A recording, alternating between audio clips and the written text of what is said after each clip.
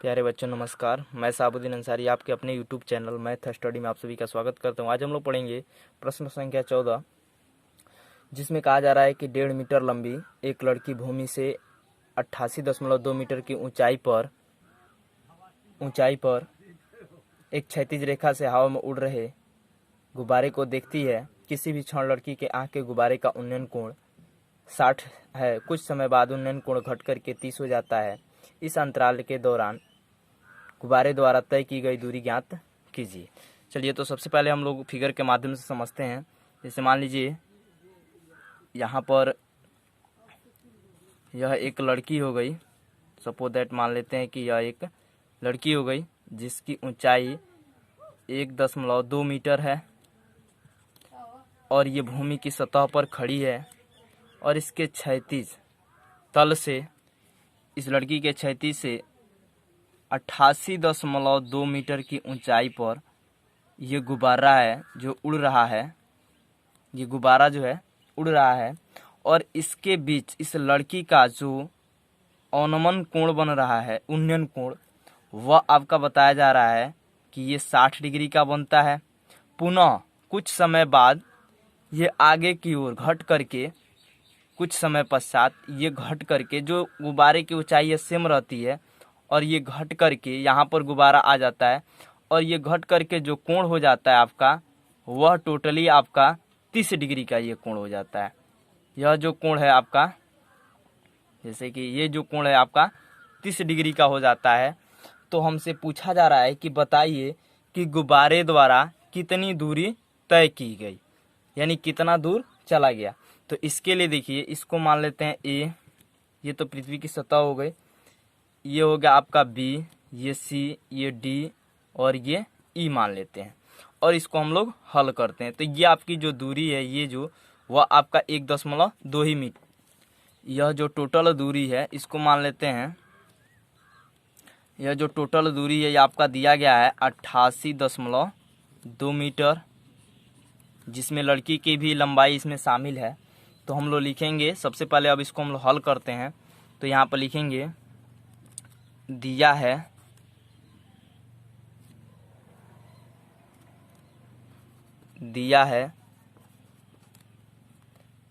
लड़की की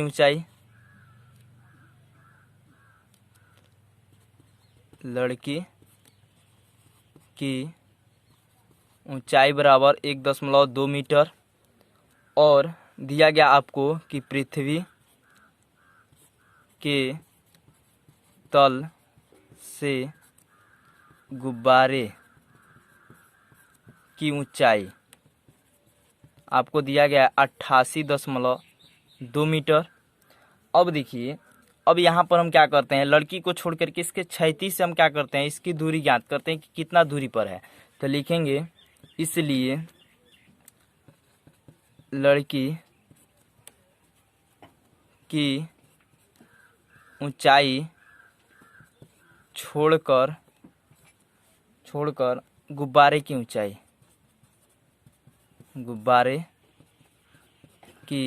ऊंचाई बराबर, तो देख पा रहे हैं कि लड़की की जो ऊंचाई है वह 1.2 मीटर है और जो टोटल जो इसकी ऊंचाई है वो 88.2 मीटर है। तो हम क्या करते हैं कि टोटल लंबाई में से लड़की की लंबाई को घटा देते हैं, तो यानी 88.2 माइनस कर देते हैं 1.2, तो ये आपका टोटल आ जाएगा 87 मीटर। यानी ये जो यहाँ से और यहाँ तक की जो दूरी निकली, ये निकली आपका 87 मीटर। अब देखिए, इसको अब हम लोग हल करते हैं। तो जब हम हल करेंगे तो लिखेंगे, यहाँ पर देखिए ये जो आपकी रेखा है, यह जो ऊंचाई है, आपको मैंने पहले ही बताया कि यह जो ऊंचाई है यह आपका दोनों गुब्बारे का जब घट रहा है तब भी और जब इक्वल रहा तब भी, यह आपका दोनों का जो ऊंचाई है वह सेम है। यानी लिख देंगे हम कि बी ई बराबर क्या होगा, सी डी लिख लेंगे। चूंकि बी ई बराबर है आपका डी सी, इक्वल जो है वह आपका कितना है, 87 मीटर। चलिए अब हम लोग हल करते हैं। अब हल करेंगे, हम लोग को ज्ञात क्या करना है, तो क्या ज्ञात करना है, तो आप देख पा रहे हैं कि BE की दूरी यानी B और BC की दूरी यानी हम लोग को BC की दूरी ज्ञात करना है, यानी यहाँ से यहाँ तक की दूरी ज्ञात करनी, यानी BC की दूरी हमको क्या करना है, ज्ञात करना है। तो सबसे पहले हम लोग क्या करना पड़ेगा, इस छोटे त्रिभुज का निकालना पड़ेगा और इस बड़ा त्रिभुज का निकालेंगे, और उस क्या करेंगे कि बड़ा त्रिभुज में से छोटा त्रिभुज को क्या कर देंगे, घटा देंगे, तो हमको आसानी से निकल जाए। तो सबसे पहले इस छोटे त्रिभुज यानी लिखेंगे, अब समकोण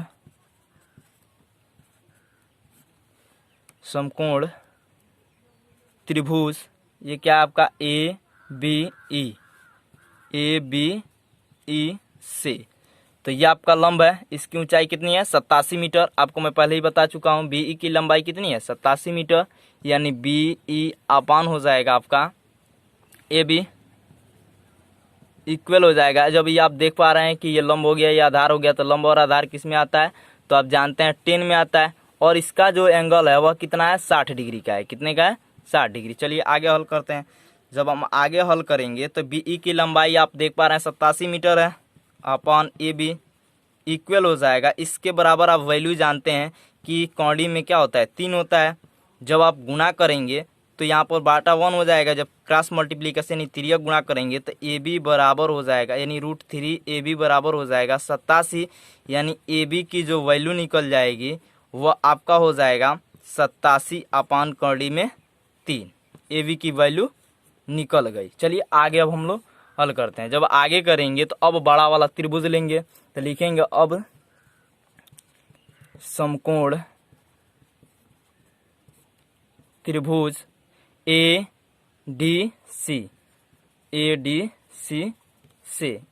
से जब हल करेंगे तो इसमें ये वाला DC क्या है, लंब है, तो DC अपान ये पूरा आपका AC क्या होगा, आधार होगा। AC इक्वल टू हो जाएगा, ये भी लंब और आधार है तो 10 होगा, और इस पर कितने डिग्री का कोण बन रहा है, तो 30 डिग्री का कोण बन रहा है। DC की जो वैल्यू है वह दिया गया 87 अपान AC की वैल्यू, AC के जगह पर हम लिख सकते हैं कि AB, AC आपका ही ना AC, A और C, तो इसमें लिख सकते AB और प्लस लिख सकते हैं BC, AB plus BC equal हो जाएगा 33 की वैल्यू आप जानते हैं 1/3 में 3 होता है। अब यहाँ पर गया 87, AB की वैल्यू आप क्या निकाले हैं, तो 87/3 में 3 निकाले हैं। या आप इसी तरीके से कर सकते हैं कि लिख लीजिए 87/3 में 3 और हो जाएगा BC इक्वल हो जाएगा 1/3 में 3, यहाँ पे प्लस हो जाएगा ना। चलिए आगे हम लोग हल करते हैं। जब आगे करेंगे तो यहाँ बटा 1 कर लेते हैं। अब हम इसका क्या करते हैं, एलसीएम ले लेते हैं, तो 87 बटा नीचे हो जाएगा आपका कौड़ी में 3, तो ये आप एक बार में जाएगा तो 87 हो जाएगा, और प्लस यहाँ पे क्या हो जाएगा √3 BC इक्वल हो जाएगा 1/3 में 3। इसके आगे जब हल करेंगे तब हो जाएगा आपका 87 अपॉन हो जाएगा, ये आपका कहाँ चला जाएगा, ये जो आपका √3 है ये √3 आपका ऊपर चला जाएगा, यानी 87 कौड़ी 3 बराबर हो जाएगा 87 प्लस √3 BC इक्वल हो जाएगा 1/√3। और जब गुणा करेंगे तो त्रिय गुणा क्रॉस मल्टीप्लीकेशन, तो आपका यहाँ पर आगे कर लेते हैं हम लोग।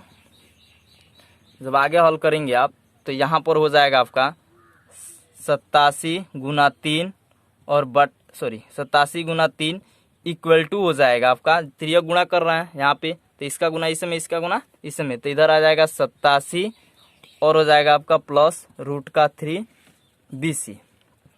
अब देखिए तो यहाँ पे ये 87 इधर आ जाएगा, तो 87 गुना कर दीजिए, 7 3 21 का 1 और 8 3 24 और 2 जाएगा 26, माइनस ये आपका आ जाएगा 87 इक्वल हो जाएगा √3 BC।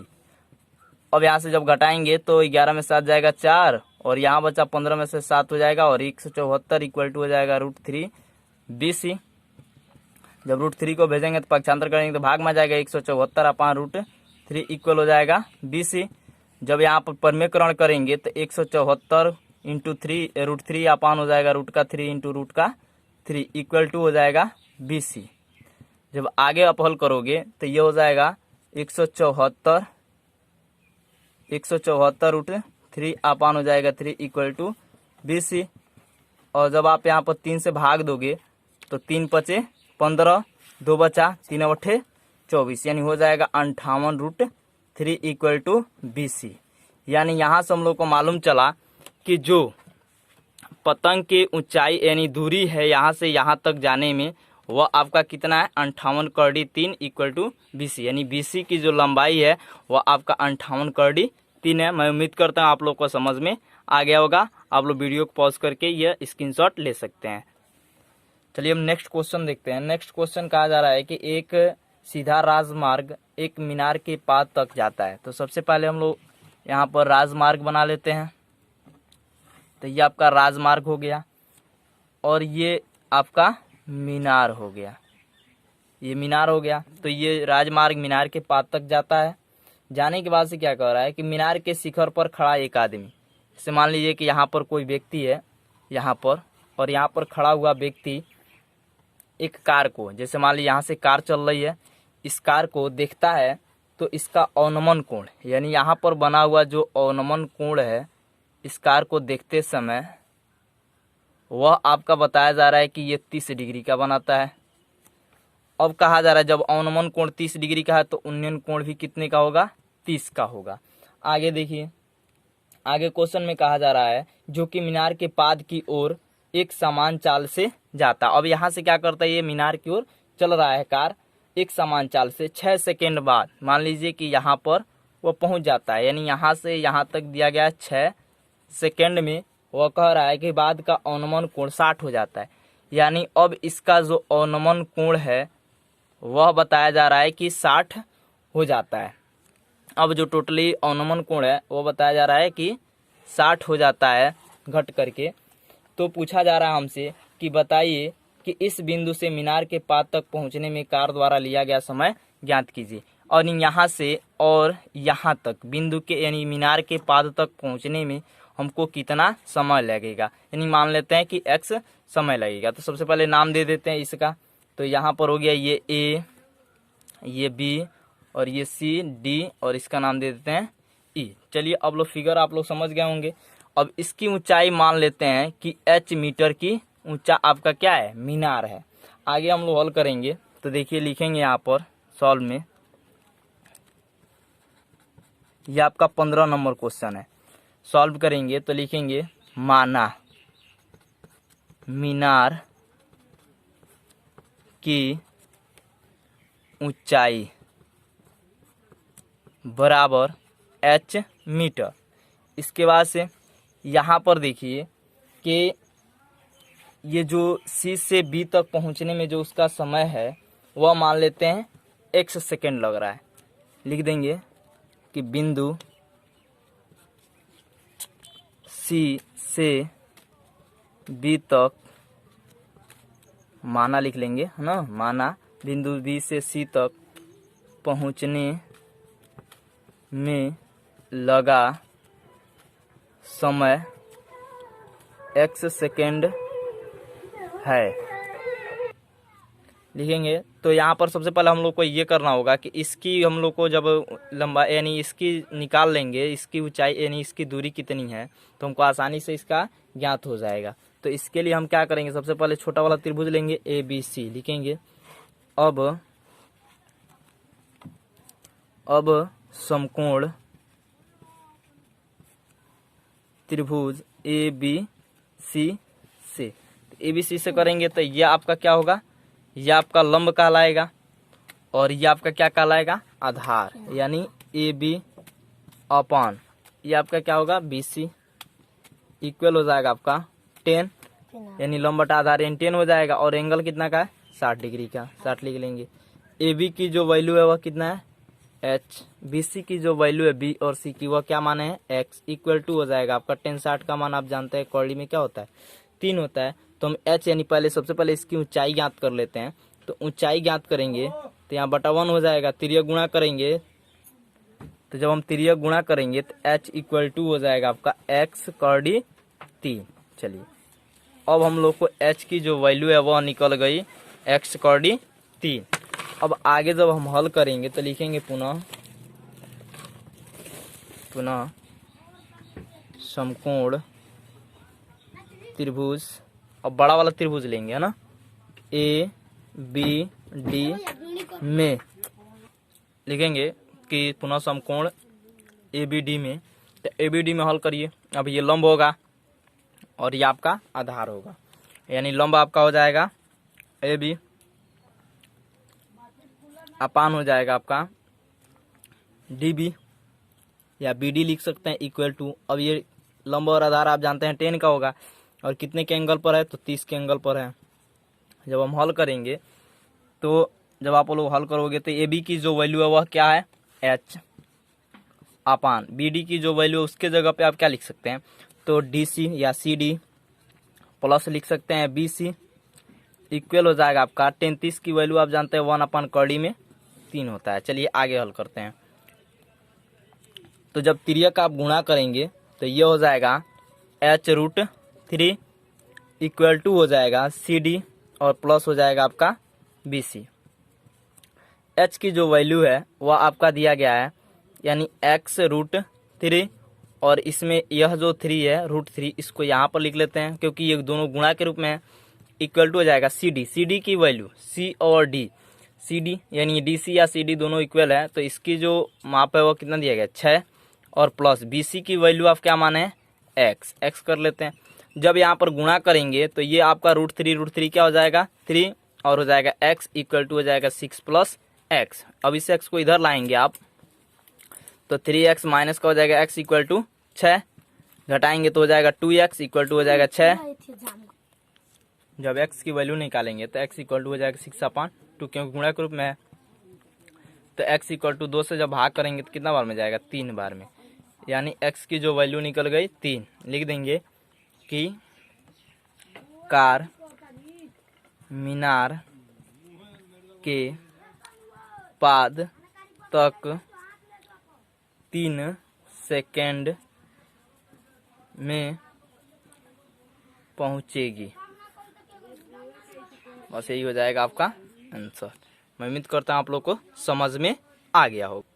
चलिए नेक्स्ट क्वेश्चन देखते हैं। नेक्स्ट क्वेश्चन कह रहा है कि मीनार के आधार से और एक सरल रेखा में 4 मीटर और 9 मीटर की दूरी पर स्थित 2 बिंदुओं से मीनार के शिखर का उन्नयन कोण पूरक है, तो सिद्ध कीजिए कि मीनार की ऊंचाई 6 मीटर की है। चलिए हम लोग हल करते हैं।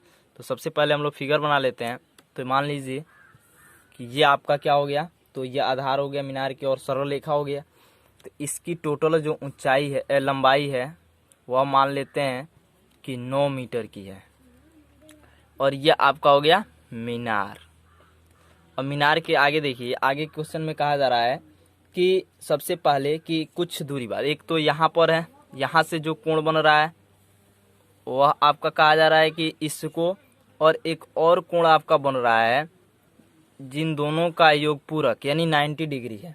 ठीक है, तो अब देखिए इसकी जो लंबाई है वह दिया गया है 4 मीटर और हमसे पूछा जा रहा है कि सिद्ध करना हम लोग को कि यह जो ऊंचाई होगी मीनार की वह 6 ही मीटर होगी।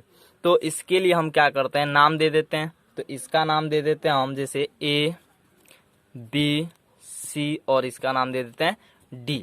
तो इसमें सबसे पहले देखिए कि इसको मान लेते हैं कि थीटा है, तो कोटि यानी जो पूरक होगा तो उसके लिए ये क्या होगा 90 माइनस थीटा होगा। जब 90 माइनस थीटा करेंगे तभी जा करके आपका पूरक हो। जैसे मान लीजिए ये 60 है तो जब 60 को यहाँ पर रखेंगे 9 माइनस 30 हो जाएगा। ठीक है, क्योंकि जब भी हम जितना ही दूरी पर रहते हैं उतना ही हमारा कोण जो है कम डिग्री का बनता है और जितना ही हम पास यानी वस्तु के पास की ओर जा करके देखते हैं उतना ही हमारा जो कोण होता है वह क्या होता है ज़्यादा का बनता है। और इसके अलावा हम इसकी ऊंचाई मान लेते हैं कि h मीटर की है। तो इसके आगे हम लोग जब हम हल करेंगे तो लिखेंगे सबसे पहले हल में कि माना मीनार की लंबाई बराबर h मीटर और आप देखिए तो लिखेंगे। अब इसकी h मीटर मान लिए, अब आसानी से h मीटर मान लिए और इसका आसानी से अब हम लोग हल करते हैं। तो लिखेंगे तो समकोण त्रिभुज, सबसे पहले हम लोग लेंगे ABC यानी छोटा वाला त्रिभुज ABC से, तो ये आपका लंब हो जाएगा और ये क्या हो जाएगा आधार। तो यानी लिखेंगे AB upon BC equal to हो जाएगा 10 और थीटा है, क्या है, थीटा के जगह पे थीटा है। तो जब हम हल करेंगे तो यहाँ पर आप देख पा रहे हैं कि BC की जो वैल्यू है, AB की वैल्यू है, उसको क्या माना है, H अपान BC की वैल्यू क्या दिया गया है, तो 4 दिया गया है, इक्वल टू हो जाएगा tan थीटा। तो यहाँ पर बटा 1 कर लेते हैं, तिर्यक गुणा करेंगे जब आप, तो ये हो जाएगा आपका कि या यहीं पे मान लेते हैं, इसको हम लोग तिर्यक गुणा नहीं करके बल्कि इसको मान लेते हैं समीकरण नंबर 1। लिखेंगे पुनः समकोण त्रिभुज, अब बड़ा वाला त्रिभुज लेंगे ABD से। ABD से जब हम हल करेंगे तो पूरा टोटल लंबाई DB की क्या है, तो 9 मीटर है, और AB की लंबाई क्या है, H मीटर है ना। तो लिखेंगे कि AB अपान BD इक्वल हो जाएगा आपका 10, और थीटा के जगह पे क्या है, तो 90 माइनस थीटा है। अब देखिए AB की वैल्यू क्या माने है, H अपान BD की वैल्यू क्या है, 9 मीटर है, इक्वल टू हो जाएगा 10 90 माइनस थीटा। आपको त्रिकोणमिति में मैंने बताया था कि 10 90 माइनस थीटा क्या होता है, कॉट थीटा होता है। अब यह आपका हो गया समीकरण नंबर 2। लिखेंगे हम कि समीकरण 1 व समीकरण 2 की गुणा करने पर,